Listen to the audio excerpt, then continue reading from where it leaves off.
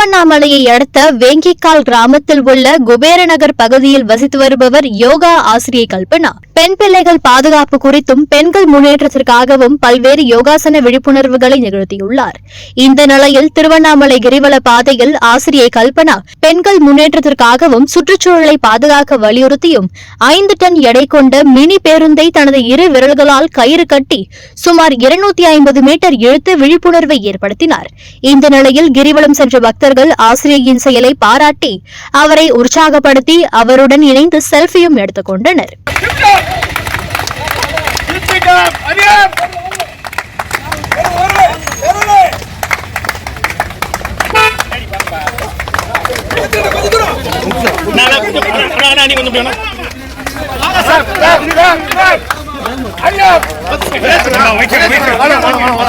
போதுமாப்பா, பேக்ல தான்ப்பா வரேன் நானு.